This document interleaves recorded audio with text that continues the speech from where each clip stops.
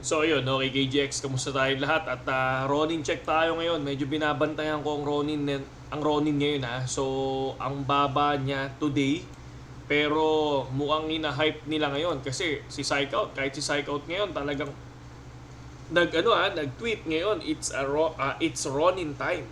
So pero kung mapapansin mo, halos pumapasok din yung views niya ng 8,000 dito sa post niya, pero yung mga likers Twitter, yung mga nag-retweet is mababa yung mga nag-retweet sa kanila, parang wala rin pakialam at ang tawag dito, ang nag-hype lang nito is yung mga community ng Ron Token, no? So check natin yan, pero ako hindi ako maglalagay ng Ron Token sa pangalan ko, mga idol, no? Hindi ako maglalagay. No? Nagsagay tayo. Siyempre may Ron tayo mga idol, no?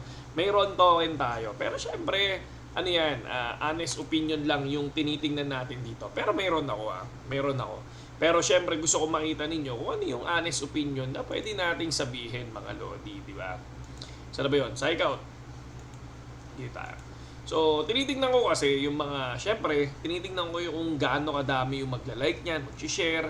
So, wala Kung titingnan mo, 26 retweets, yung mga, mga tweet nila, no? Ito, kay Psychout, 14 retweets. Tapos, kapag pupunta tayo sa kanya, 42 retweets, 182. Check the video today, it's uploaded already. So, capitalize on return. So, pero mababa ang Ron token nasa ngayon, no? Pero syempre, hindi natin alam kung gaano pa kalaki ang ibabagsak niyan. So, 27,000 ang BTC ngayon. Check nga natin, 27,000 ba? Ay, sorry. So, ito, pinakita ko lang, no, bago tayo pumunta sa BTC. Ang nagka-copy trade ako ngayon. So, meron akong susubukan na trader. Ito, si Rice.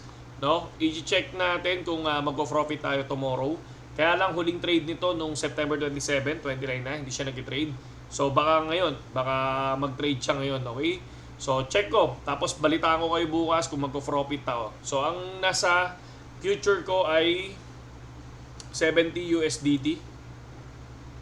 70 USDT yan. 70 USDT yan sa future account natin. Tingnan natin tomorrow kung ano mangyayari sa ating assets. No? Sana manalo kahit na 20 USDT or 10 USDT, happy na tayo dyan, mga idol, di ba?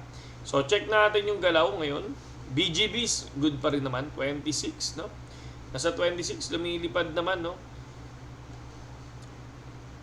26,000. Kung titingnan nyo, sa 26,000, pwede siyang bumaba daw ng 20,000 or tumaas ng 30,000. So, tandaan nyo, last October, medyo bumababa na yan or basta hindi siya ganun kataas, no? Pero tingnan natin kung ano yung mga bear daw. Pagdating ng bear, bumababa daw Pero not sure ngayong taon kasi noong nakaraan taon is ganun yung nangyari. Pero ngayong taon na to, pwedeng kabaliktaran, pwedeng lumipad, di ba? Pwedeng ganun, no? Kaya ingat lang tayo at makiramdam, no? Sabi nga nila, magbantay tapos mag-check ng mga news, mga lodi, no? And then kung mapapansin nyo, lahat ng mga tropa, no? Lahat ng may Ron sa pangalan, mga idol, no? So, ito din, sabi nila, si Shadi, naka-Ron din siya. Halos Ron lahat, Ron lahat ang name. Ayan, naka-Ron. Ano ba? Daming naka-Ron ngayon, Ayan, Ron. Di ko alam kung meron sa Ron. Di ba? So, will become priceless when a CBDC enters the market. Rich dad, poor dad, author. No? Totoo naman kapag biglang maraming nag-adapt at automatic, dadami yan. No? Lalaki yan. Matic yan. No? And then, trending ngayon ng XRP, mga idol. Basta maraming nag-adapt, lalaki yan. Mga lodi. So, ayan. So, check nga natin, XRP. Swerte, sarap bumili nito lalo na 19 pesos, mga idol. 30 lumipad ang XRP XRP, tulad ng sinabi ko sa inyo noon, di ba? Sabi ko na sa inyo noong nakaraan, XRP isa sa pinakamagandang coin yan para sa akin. Kasi una, global coin yan. So, Bakit ba maganda yan? So alam nyo na, syempre global coin yun. Di ba? Tapos sabay, alam niyo naman lahat ng crypto, kaya tayo nagkaroon ng crypto dahil para mas mapabilis yung transfer ng pera natin, no? Kung kunyari, kung nasa ibang bansa ka, gumamit ka ng crypto, send mo sa US, ay send mo dito sa Philippines, ang bilis-bilis, di ba? Coins.ph lang gamitin mo, bilis-bilis na agad. Or kahit anong gamitin mong platform, pwede sa coins.ph, di ba? Yeah. That's my token. Ano ba? Ano ba yung token natin? Pakita ko sa inyo. BGB, mga lodi. BGB. BGB2 PHP. BGB, ito yung coin ng BitGet, mga lods. Coin ng BitGet na kung saan ang ginagamit to para dun sa mga gusto mag-copy trade. Tapos mag-hold sila ng BGB. Tapos nagagamit sa staking sa loob ng platform. Ano pa ba? Ito yung ginagamit na pang-vote. Kaya talagang totally ang dami niyang ang dami niyang news, ang dami niyang use, no, pagdating sa platform, mga idol.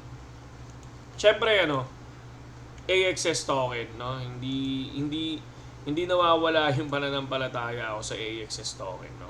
257. Ano pa ba yung ating token? Syempre RON token, no. Hindi pa rin nawawala yung ating dito, yung ating pananampalataya din. And then ano pa ba? Dogecoin. Yan. Dogecoin. Yan yung mga coin natin, mga lods. Doge 2 PHP. Ayun, ba't Doge? Sorry.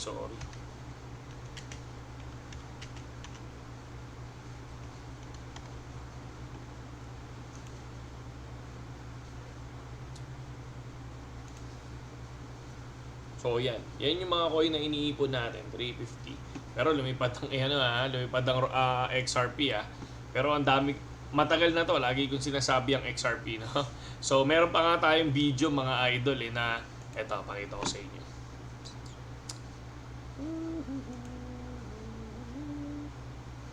Pakita ko lang yung video natin. Ba't ako nandito?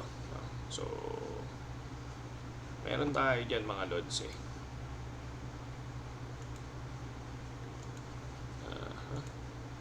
Pakita ko lang sa inyo. 1.5 Mark Anthony Lerma. Yan. Tapos punta kayo dyan. Tayo sa video. Yan. May papakita ako sa inyo. Ayan, bumili ka ba ng XRP? Syempre. Ano pa ba? Ayan, puro XRP. Nag-news tayo niyan, mga lods. No? Gusto yan, XRP. Katas ng XRP, mga idol. Ayan, di ba? So, yun lang naman, no? Kasi talagang wala lang. Ang laki lang ng tiwala ko sa XRP, mga idol. Pero wag niyong gawing financial advice, mga lods. No? Kung matagal na kayo nanonood sa channel ko, sinasabi ko naman yung mga coin na yan. Tapos pinapaaral ko sa inyo. Diba? So, yun lang sa ngayon, KGX. Sa mga gustong pumasok, sa mga gustong pumasok sa BitGet at mag-copy trading, mga idol, no? Go lang, pare. Pasok lang. Ito, nag-withdraw tayo ng 200 USDT. So, naghihintay lang tayo ng trial fund dito sa BingX, mga lods, no? Naghihintay lang tayo ng trial fund dyan. Kapag may trial fund na tayo, mag-ano na tayo, withdraw tuloy. Magti-trade na tayo, mga idol. Wala pang trial fund, Pero papasok yan, mga lodi. Papasok yan trial fund na yan. And then, doon tayo magti-trading ulit, no? So, ingat lang, mga idol, and good luck sa RON token, mga idol. Sana lumipad ngayong October, pero konting babala lang kasi